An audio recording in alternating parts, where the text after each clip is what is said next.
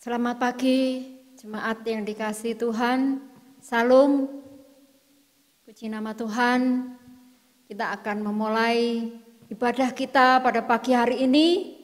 Jemaat saya undang untuk bangkit berdiri.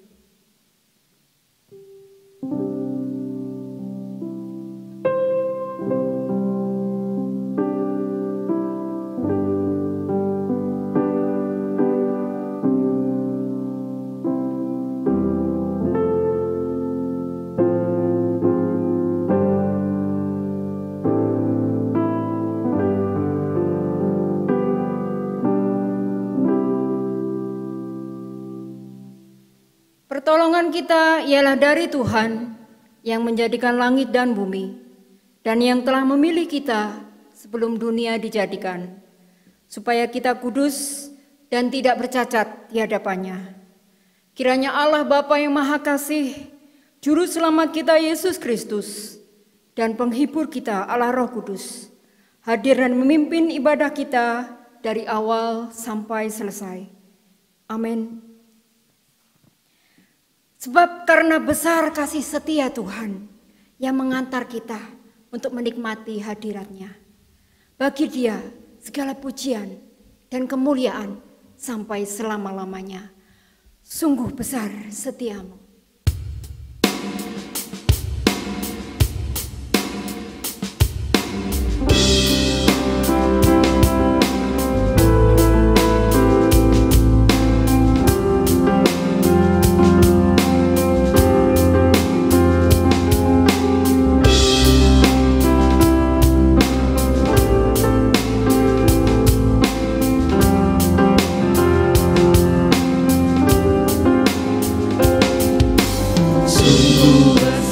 Setiamu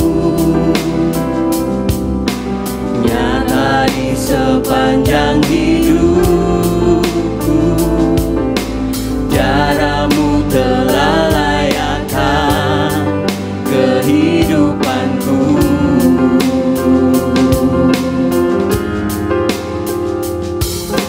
Tiada kata yang bisa lukiskan indahnya Kau Tuhan. Bagimu segala pujian dan kemuliaan.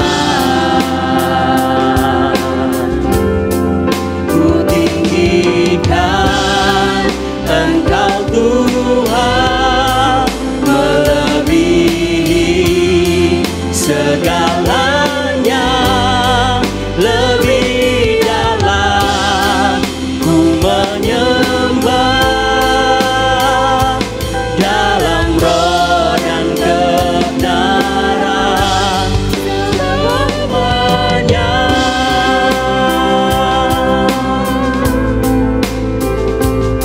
Kita katakan sekali lagi, sungguh besar kasih setiamu Tuhan. Sungguh besar setiamu, nyata di sepanjang hidupku, darahmu telah layakkan kehidupanku. Tiada kata yang bisa Tuhan, Tiada kata yang bisa lukiskan indahnya Kau Tuhan. Bagimu segala pujian dan kemuliaan. Ku tinggikan Engkau Tuhan, melebihi segalanya. Lebih dalam ku menyembah, dalam roh dan kebenaran ku tinggikan Engkau Tuhan, melebihi segalanya. Lebih dalam ku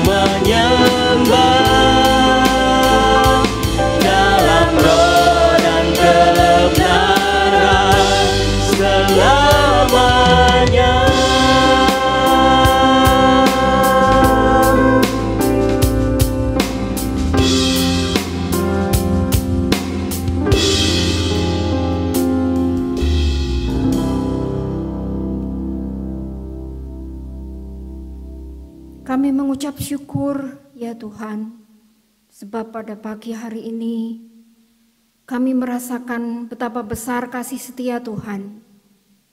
Kasih setia Tuhan yang melayakkan kami untuk bisa beribadah kepada Tuhan. Mohon Tuhan sucikan hati kami, mohon Tuhan layakkan kami, supaya setiap pujian kami itu menyenangkan hati Tuhan. Berkati ibadah kami pada pagi hari ini, supaya melalui ibadah kami, itu membawa kami untuk lebih dekat, lebih mengasihi Tuhan. Terima kasih Bapa, ibadah kami dari awal pertengahan ke akhirnya, kami serahkan ke dalam tangan pimpinan Tuhan, di dalam nama Tuhan Yesus. Amin. Jemaat dipersilakan untuk duduk kembali. Puji nama Tuhan. Biarlah setiap langkah kita senantiasa memuliakan namanya. Setiap nafas kita menceritakan kasih-Nya. Ajarku berdiam dekat di hatimu.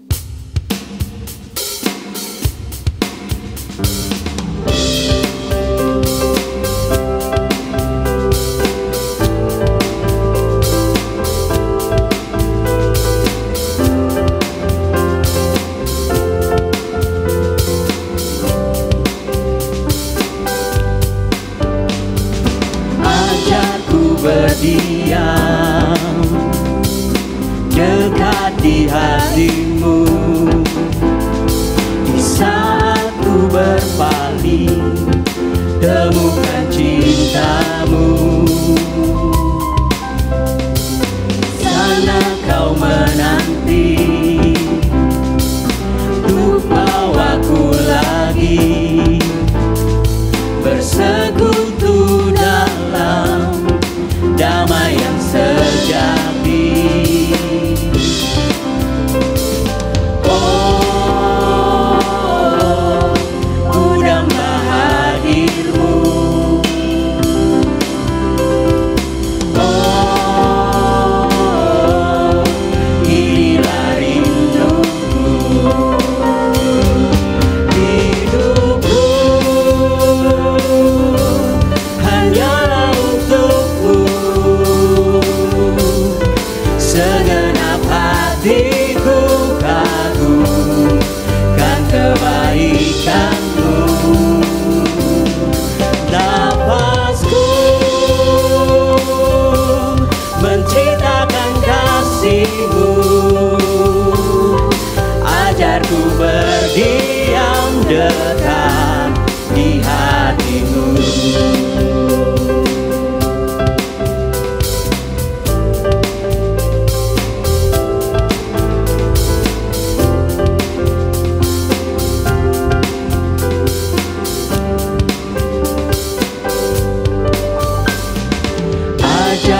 Berdiam dekat di hati-Mu, di saat ku berpaling temukan cinta-Mu. Di sana kau menanti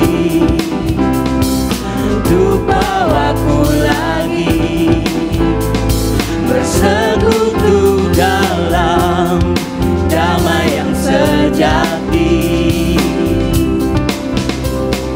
Oh, ku damba hadir-Mu. Oh, inilah rinduku. Hidupku hanyalah untukmu. Segenap hatiku kagumkan kebaikan-Mu. Napasku menceritakan kasih-Mu.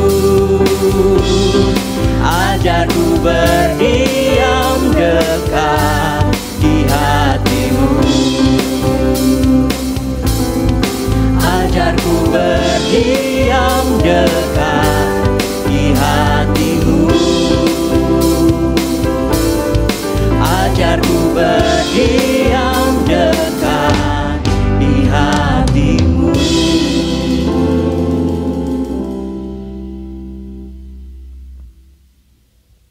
Jemaat yang dikasihi Tuhan, seperti bejana yang siap dibentuk, demikian hidup kita di tangan Tuhan. Ku mau sepertimu, Yesus. Pujian ini akan mengantar kita untuk bersama-sama mendengarkan berkat firman Tuhan.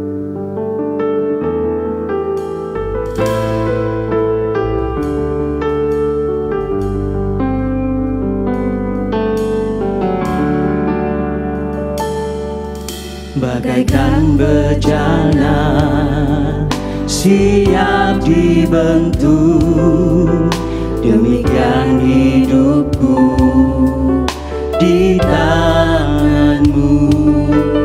Dengan urapan kuasa Roh-Mu, ku dibarui selalu. Jadikanku alat dalam rumah-Mu, inilah hidupku di tangan-Mu. Lekas turut kehendak-Mu, pakailah sesuai rencana-Mu.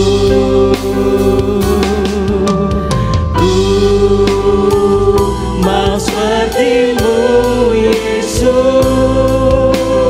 disempurnakan selalu dalam setiap jalanku, memuliakan nama-Mu.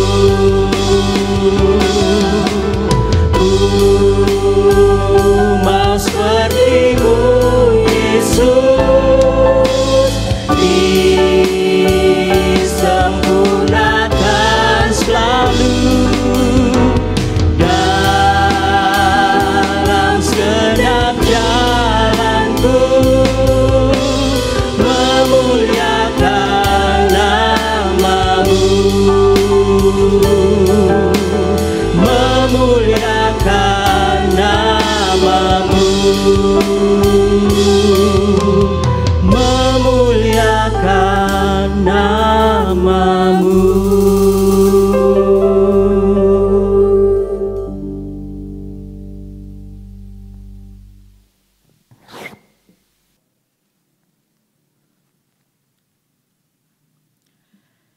Selamat pagi Bapak Ibu Saudara yang dikasihi Tuhan. Mari sebelum bersama-sama belajar akan firman Tuhan, kita berdoa. Bapa di surga, kami bersyukur karena Tuhan memberikan kami firman untuk dibaca, direnungkan, dan dilakukan dalam kehidupan kami sehari-hari. Allah Roh Kudus, terangilah setiap kami, sehingga setiap kami boleh menjadi tanah yang subur, yang siap ditaburi oleh benih-benih firman Tuhan. Terima kasih ya Tuhan, kami memohon pertolongan-Mu, kami berdoa di dalam nama Tuhan kami, Yesus Kristus. Amin. Selamat pagi jemaat yang dikasihi Tuhan, mari bersama-sama kita membuka Alkitab kita yang terdapat di dalam kitab Yakobus 3. Yakobus 3 ayat yang ke-13 hingga ayatnya yang ke-18. Yakobus 3 ayat 13 hingga ayat 18, demikianlah firman Tuhan. Siapakah di antara kamu yang bijak dan berbudi? Baiklah ia dengan cara hidup yang baik, menyatakan perbuatannya oleh hikmat yang lahir dari kelemah lembutan. Jika kamu menaruh perasaan iri hati dan kamu mementingkan diri sendiri, janganlah kamu memegahkan diri dan janganlah berdusta melawan kebenaran. Itu bukanlah hikmat yang datang dari atas, tetapi dari dunia, dari nafsu manusia, dari setan-setan. Sebab di mana ada iri hati dan mementingkan diri sendiri, di situ ada kekacauan dan segala macam perbuatan jahat. Tetapi hikmat yang dari atas adalah pertama-tama murni, selanjutnya pendamai, peramah, penurut, penuh belas kasihan, dan buah-buah yang baik, tidak memihak dan tidak munafik, dan buah yang terdiri dari kebenaran ditaburkan dalam damai untuk mereka yang mengadakan damai. Demikianlah firman Tuhan. Berbahagialah setiap kita yang membaca, merenungkan, bahkan melakukannya di dalam hidup kita sehari-hari.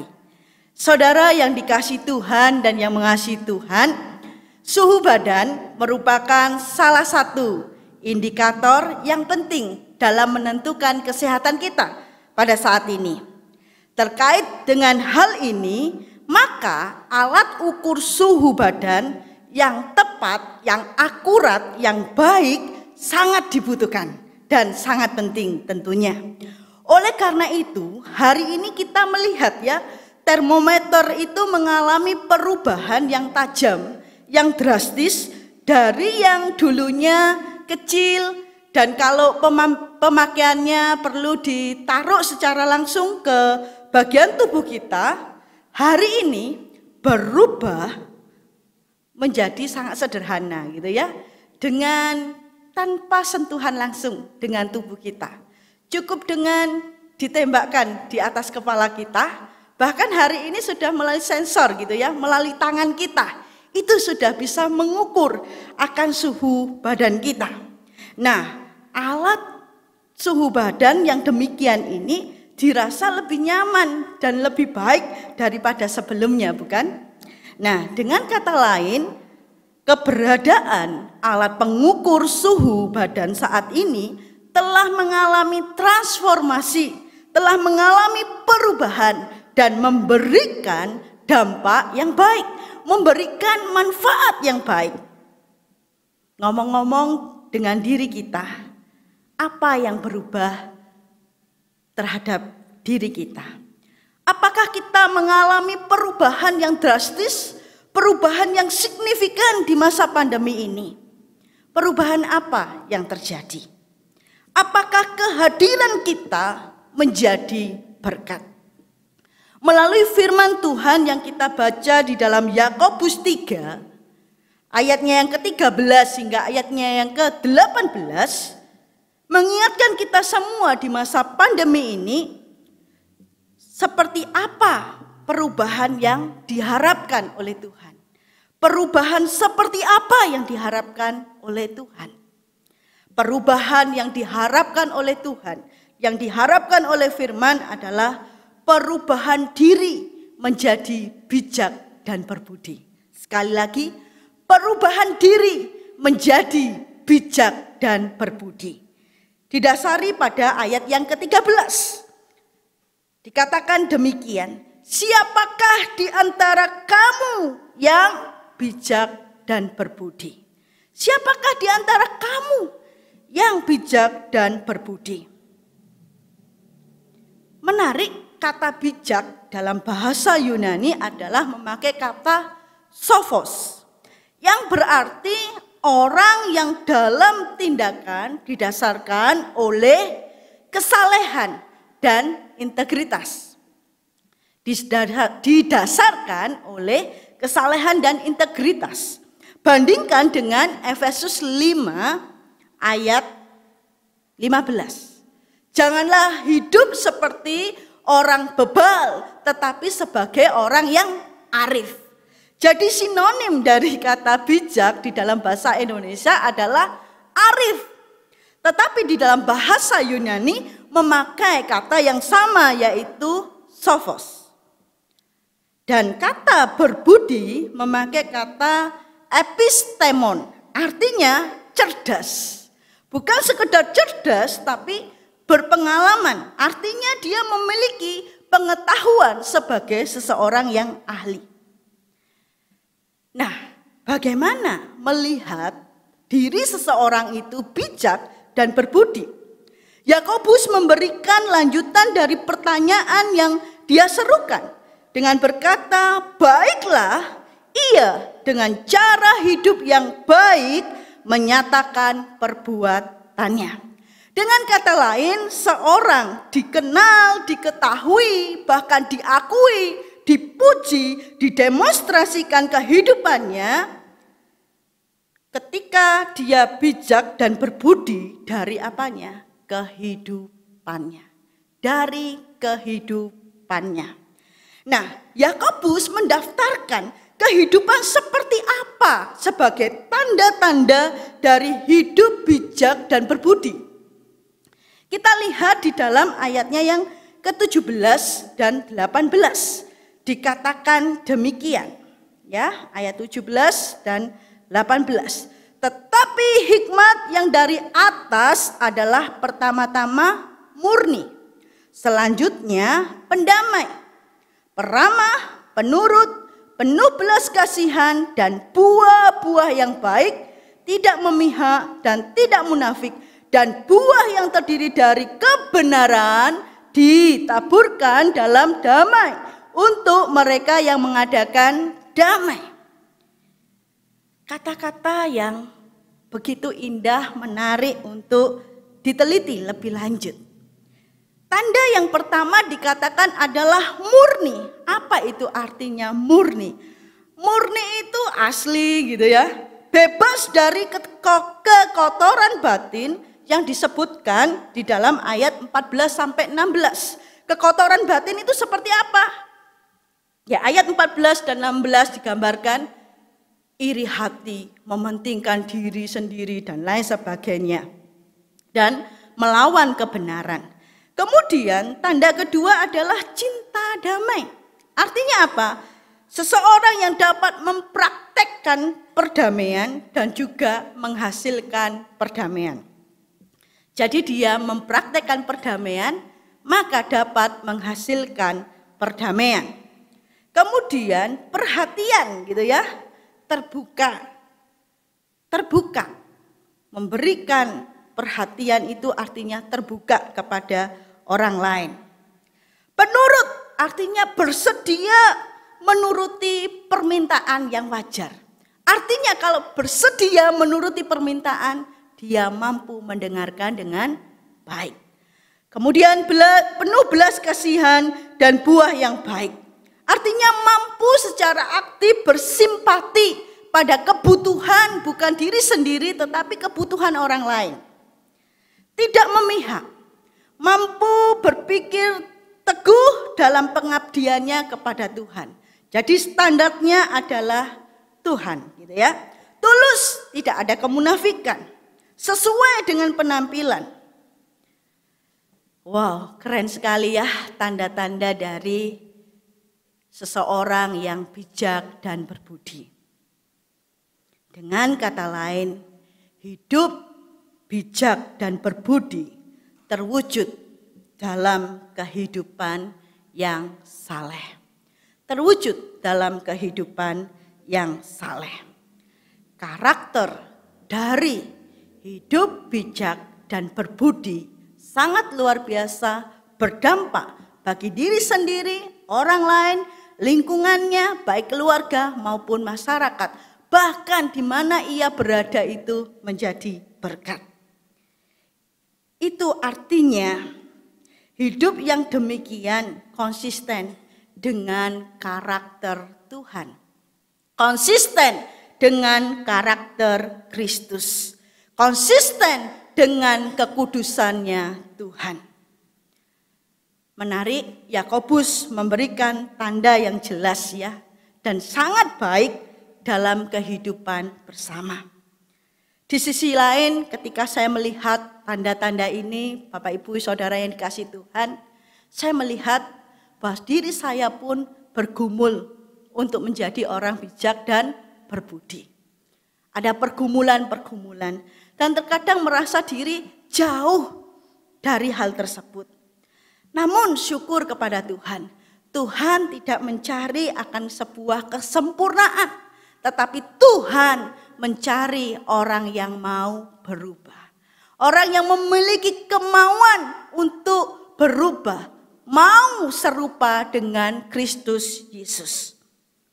Adakah saya dan saudara memiliki kesadaran ini, mau berubah, mau mengalami perubahan hidup serupa dengan Yesus Kristus? Mengapa ini penting? Perubahan ini penting. Perubahan diri menjadi bijak dan berbudi itu penting. Karena hidup bijak dan berbudi sangat dibutuhkan dalam dunia kita saat ini. Tidak hanya saat ini, tetapi di masa yang akan datang, bijak dan berbudi itu sangat dibutuhkan.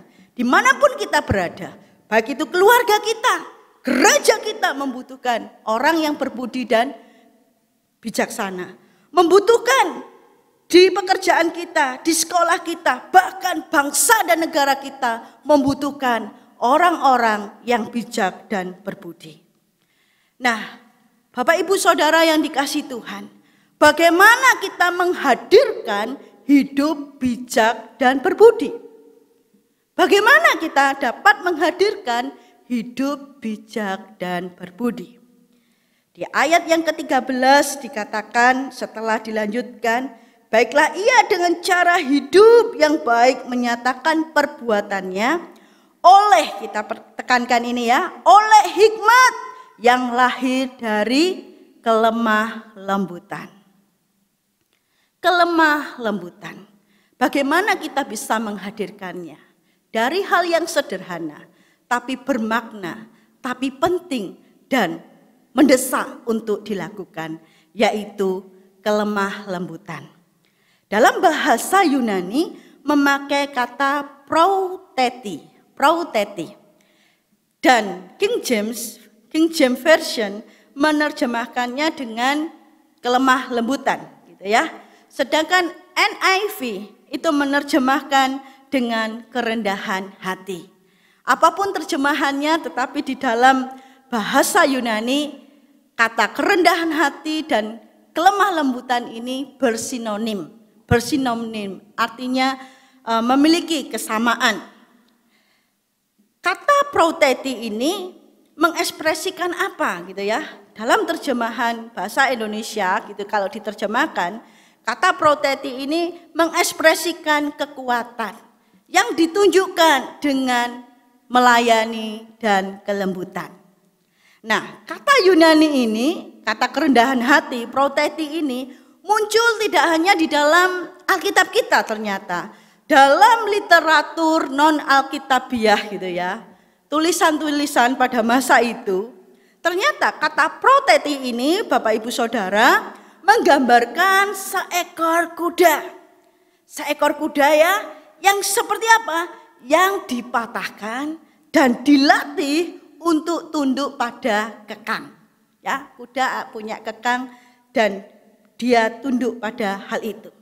Ini menggambarkan apa? Menggambarkan kekuatan yang terkendali.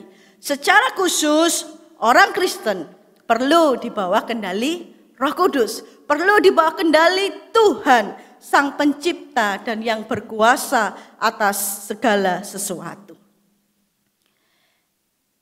Karakter kelemah lembutan ini berakar dari karakter Kristus. Nah, bagaimana hidup kerendahan hati bisa dialami, bisa terjadi, menjadi pengalaman yang utuh bagi anak-anak Tuhan. Menarik, di dalam Matius 11 ayat 29. Saya akan membacakannya. Matius 11 ayatnya yang ke-29 berkata demikian.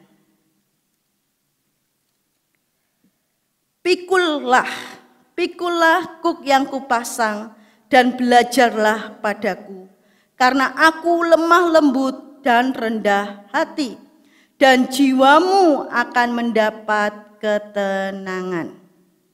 Siapa yang berkata-kata di dalam Matius 11 ayat 29 ini?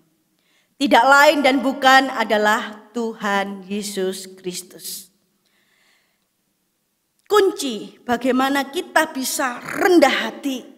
Ada satu undangan dari Yesus Kristus untuk setiap kita, anak-anaknya yang bergumul terhadap kerendahan hati.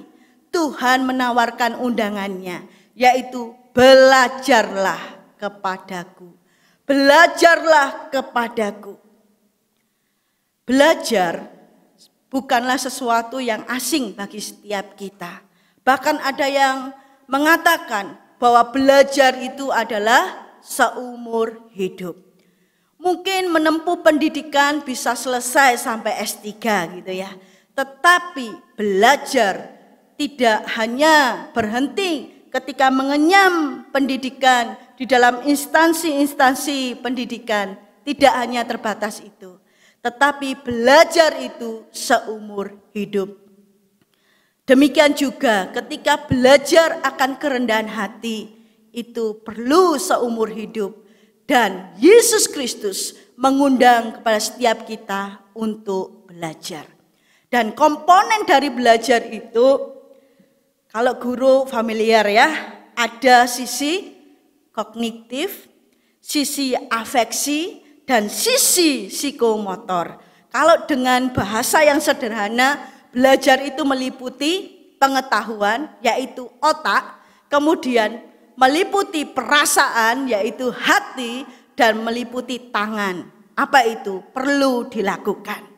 Jadi belajar itu adalah satu keutuhan. Dan ketika Tuhan mengundang kita untuk belajar, artinya siapkanlah kognitifmu, siapkanlah hatimu, dan siapkanlah tanganmu untuk dilakukan. Nah, ketika kita belajar kepada Tuhan, mengindikasikan bahwa kita itu menyadari kecil, tidak apa-apanya. Tidak ada apa-apanya. Kita perlu dibimbing, kita perlu dituntun oleh Sang Guru Agung kita, yaitu Yesus Kristus, yang telah menjalani dan yang menunjukkan keteladanannya di dalam kerendahan hatinya, bahkan sampai mati di atas kayu salib. Filipi 2 mencatat itu sebagai kerendahan hati dari Yesus Kristus. Kunci kedua ketika kita mau belajar rendah hati, dalam catatan Yakobus, di dalam Yakobus 1 ayat 5 berkata demikian. Tetapi apabila di antara kamu ada yang kekurangan hikmat, hendaklah ia memintanya kepada Allah yang memberikan kepada semua orang dengan murah hati dan dengan tidak membangkit-bangkit, maka hal itu akan diberikan kepadanya. Kata penting di sini adalah meminta. Seringkali kita itu enggan meminta. Mengapa tidak mau meminta? Ada bermacam-macam alasannya ya. Antara lain apa? Malu gitu ya. Malu enggak mau minta gitu ya. Kemudian kalau meminta tanda saya lemah, saya tidak mampu gitu ya. Tanda wah dia lebih kuat daripada saya gitu ya. Dengan meminta, kadang kita memiliki rasa takut. Takut apa? Penilaian-penilaian yang negatif. Nah, Bapak Ibu Saudara yang dikasihi Tuhan, undangan Tuhan kepada setiap kita, ketika kita rindu mau rendah hati, dikatakan memintalah. Jangan takut terhadap penilaian manusia, tetapi takutlah akan penilaian Tuhan. Dengan kita mau meminta kepada Tuhan, kita mengakui bahwa Tuhan itu maha segalanya. Sedangkan saya dan saudara adalah manusia berdosa. Kita memerlukan Tuhan, kita perlu tangan Tuhan yang kuat, yang boleh menopang kita. Ketika kita mulai egois, ketika kita mulai mementingkan diri kita sendiri, sehingga kita gagal menjadi orang yang bijak dan berbudi, disitulah kita membutuhkan Tuhan menolong kita, memampukan kita, sehingga kehadiran kita berdampak dan menjadi berkat. Mari kita meminta kepada Tuhan, karena dengan meminta kita akan mendapat, dengan mencari kita akan menemukan. Ketika kita mengetuk, pintu akan dibukakan. Dan itu firman Tuhan bagi setiap kita. Bapak Ibu Saudara yang dikasihi Tuhan, marilah kita menjadi pribadi yang mengalami perubahan diri. Perubahan diri menjadi pribadi yang bijak, pribadi yang berbudi. Karena kita dipakai Tuhan untuk menjadi berkat. Kita dapat menjadi berkat ketika kita memiliki kerendahan hati. Dan kerendahan hati bukanlah sesuatu yang instan, yang mudah, tetapi perjalanan kita terus-menerus. Maka saya dan saudara perlu belajar terus-menerus kepada Yesus Kristus, Sang Guru Agung kita. Kita tidak hanya cukup belajar kepada Yesus Kristus, tetapi kita dengan tangan menengadah, kita meminta pertolongannya, sehingga dari hari ke hari kita dituntun, kita dipimpin, kita diberkati untuk menjadi pribadi yang rendah hati. Kiranya apa yang kita renungkan di pagi hari ini menolong setiap kita menjadi tanah yang subur, tanah yang siap menghasilkan pohon. Pohon yang menghasilkan buah-buah yang menjadi berkat. Mari saudara yang dikasihi Tuhan, kita alami perubahan diri menjadi berbudi dan bijak dengan kerendahan hati dan mau belajar dan meminta kepada Tuhan. Roh Kudus memampukan setiap kita. Mari kita berdoa. Ya Tuhan, kami bersyukur. Siapakah kami ya Tuhan? Engkau mengasihi kami dan Engkau mempedulikan kami. Engkau merindukan kami dari hari ke hari, semakin serupa dengan Kristus, bukan serupa dengan dunia ini. Dan Engkau merindukan kami menjadi pribadi yang mengalami perubahan diri di dalam kehidupan yang menjadi bijak dan berbudi. Tolonglah kami Tuhan untuk memiliki tanda-tanda hidup yang bijak dan berbudi itu. Dengan kami memiliki hati yang murni, pendamai, penurut, peramah, dan menjadi berkat dimanapun kami berada. Ya Tuhan, tolonglah kami untuk kami memiliki kerendahan hati, sehingga kami mampu belajar dan mampu meminta kepada Engkau Sang Sumber kami. Apapun pergumulan kami ya Tuhan di masa-masa pandemi, biarlah kami tetap kuat dan kami tetap hidup, dan Engkau yang menjadi teladan kami, dan Engkau senantiasa menguatkan kami dalam kehidupan keluarga kami, dalam kehidupan sekolah kami, pekerjaan kami, dan dalam kehidupan kerohanian kami ya Tuhan. Ya Tuhan, tolonglah kami, karena kami berdoa meminta di dalam satu nama Tuhan kami Yesus Kristus. Amin.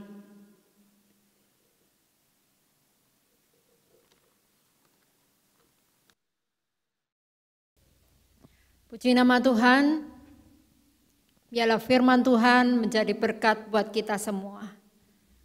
Sebagai ucapan syukur kita akan bersama-sama menaikkan pujian. Ku persembahkan hidupku. Jemaat, saya undang untuk bangkit berdiri.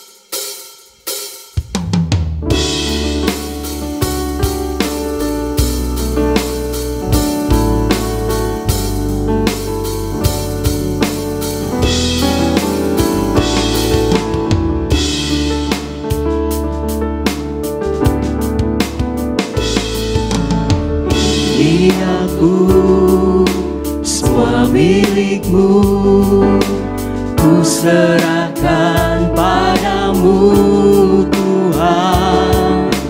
Penyesalan dan kebanggaan, suka dan duka, semua ku serahkan. Yang lalu datang, hasrat dan harapan yang terbayang, masa depan dan rencanaku.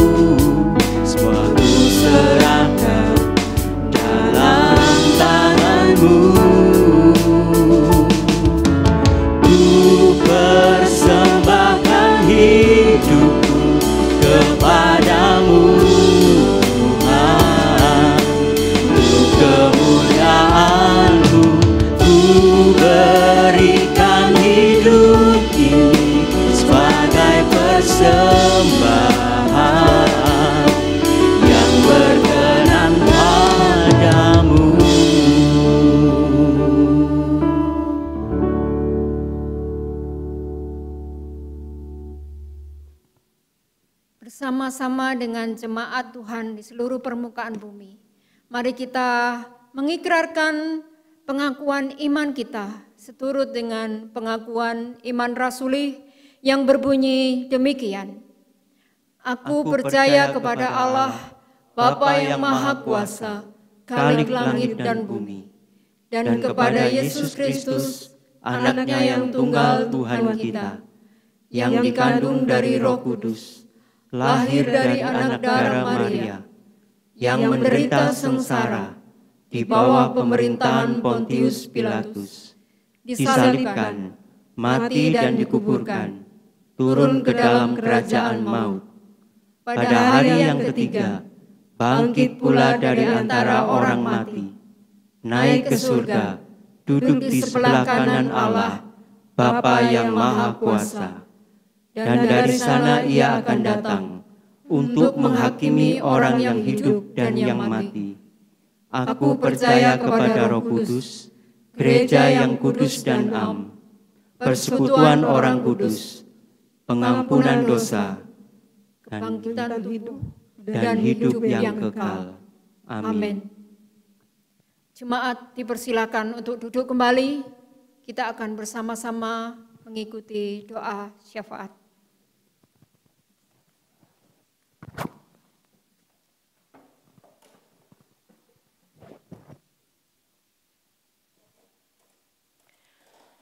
Mari kita akan sehati berdoa bersama-sama pada pagi ini.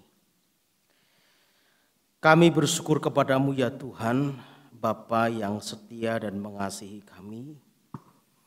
Bersyukur untuk pemeliharaan Tuhan yang senantiasa Engkau berikan bagi kami. Bapa di surga, pada pagi hari ini kami datang kepadamu, kami berdoa dan bersyafaat kembali khususnya bagi situasi dan kondisi dalam masa pandemi COVID-19 ini. Mari Bapa Engkau tetap menjaga dan memelihara kami. Di tengah-tengah rasa takut, di tengah-tengah rasa gentar yang sekarang ini kami alami, biarlah kami tetap memandang kepada Tuhan, karena kami percaya pertolongan Tuhan itu nyata bagi kami. Khususnya kami doakan bagi pemerintah kami, dalam menangani wabah virus COVID-19 ini, mari Bapak Engkau memberkati. Khususnya persiapan vaksin yang sekarang diupayakan oleh pemerintah. Kiranya Tuhan turut campur tangan di dalamnya, memberkati. Sehingga lewat vaksin ini Tuhan memakainya untuk menjawab pulihnya kesehatan kami dari wabah virus COVID-19 ini. Terima kasih Bapa di surga, dan pada hari ini kami bersyukur untuk beberapa saudara kami yang berulang tahun dalam minggu ini. Mari Bapak Engkau memberkati mereka. Kami berdoa bagi Bapak Prayitno, kami berdoa bagi Ibu Elizabeth Wijaya, berdoa bagi Ibu Ima Oktaviana, berdoa bagi Saudara Osvaldo Christoperiung, berdoa bagi Bapak Andreas Bonari, berdoa bagi Ibu Marta Bartini, demikian juga berdoa bagi Ibu Rianita Dewi Sugiharta. Demikian juga Bapak, kami berdoa bagi Bapak dan Ibu Adi Purnomo Pujiono yang akan berulang tahun pernikahan. Mari Bapak, dengan bertambahnya usia mereka, Tuhan akan terus memberkati kehidupan mereka, memberkati keluarga mereka, memberkati pekerjaan mereka, memberkati kesehatan mereka, terlebih ya Tuhan, memberkati iman dan kerohanian mereka. Terima kasih Bapa, kami juga bersyukur untuk persembahan yang kami berikan kepadamu pada hari ini. Kiranya lewat persembahan ini berguna bagi pekerjaan Tuhan di gereja kami. Terpujilah Engkau Bapa kekal selamanya. Demikian ya Tuhan yang menjadi doa kami percaya Tuhan mendengar. Oleh karena kami berdoa di dalam nama Tuhan Yesus yang telah mengajar kami berdoa demikian. Bapa kami yang ada di surga, dikuduskanlah namamu, datanglah kerajaanmu. Jadilah kehendak-Mu di bumi seperti di surga. Berikanlah kami pada hari ini makanan kami yang secukupnya, dan ampunilah kami akan kesalahan kami, seperti kami juga mengampuni orang yang bersalah kepada kami. Dan jangan membawa kami ke dalam pencobaan, tetapi lepaskanlah kami daripada yang jahat, karena Engkaulah yang punya kerajaan dan kuasa dan kemuliaan sampai selama-lamanya. Amin. Puji Tuhan Bapak Ibu Saudara, pada pagi hari ini kita bisa menyelesaikan ibadah kita. Dan saya mengundang jemaat untuk bangkit berdiri, mari kita menaikkan pujian doksologi. Dan kita menerima berkat yang dari Tuhan.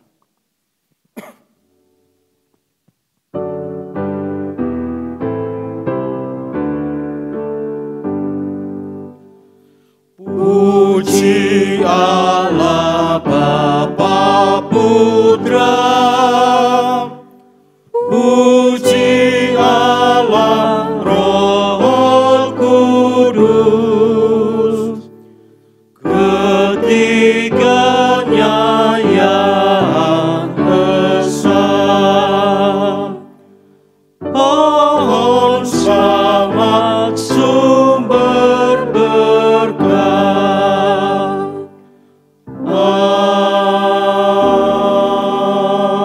Amin. Akhirnya Bapak Ibu Saudara yang dikasihi Tuhan, arahkanlah hatimu dan terimalah berkat-Nya. Kiranya kasih sayang dari Allah Bapa, anugerah dan damai sejahtera dari Tuhan Yesus Kristus, serta persekutuan penghiburan kekuatan dari Allah Roh Kudus.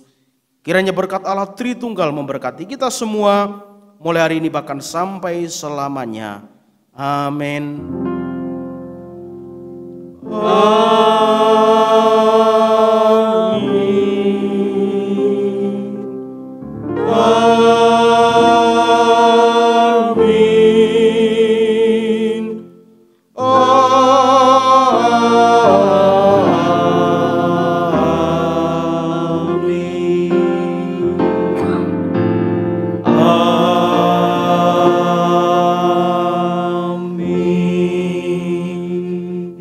Jemaat dipersilakan duduk kembali, silakan mengambil doa teduh.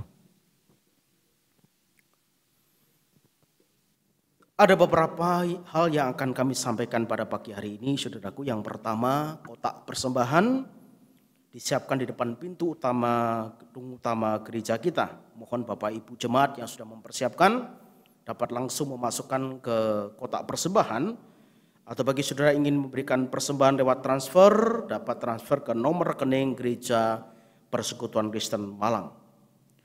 Kemudian saudaraku, minggu depan tanggal 1 November 2020, baik dalam ibadah online maupun dalam ibadah onsite, kita akan mengadakan ibadah umum sekaligus kita akan menerima sakramen perjamuan kudus bagi saudara yang sudah dibaptis. Bagi saudara yang akan mengikuti ibadah secara online ini, roti dan anggur dapat diambil baik di gereja atau di pastori Polehan atau di pastori Saujajar maupun di rumah Bapak Budiarso bagi saudara yang ada di wilayah Soekarno-Hatta. Ya, jadi bagi saudara yang beribadah secara online, roti dan anggur perjamuan dapat diambil di gereja, bisa diambil di pastori Polehan, bisa diambil di pastori Saujajar, atau juga bisa diambil di rumah Bapak Budiarso yang ada di wilayah Soekarno-Hatta. Dan bagi saudara, khusus lansia maupun jemaat yang kesulitan untuk mengambil roti dan anggur perjamuan dapat menghubungi kami hamba Tuhan. Mari Bapak Ibu Saudara kita dapat mempersiapkan diri dengan baik untuk bisa mengikuti perjamuan kudus. Demikian ibadah kita, dan dengan selesainya ibadah ini kami tetap memohon kepada Bapak Ibu sekalian untuk bisa memperhatikan protokol kesehatan, menjaga jarak, memakai masker, dan sering mencuci tangan agar kita semua terhindar dari virus COVID-19. Dan pada akhirnya mari kita terus berdoa, berserah kepada Tuhan, memohon pertolongan Tuhan. Demikian ibadah kita. Selamat hari Minggu, Tuhan Yesus memberkati kita.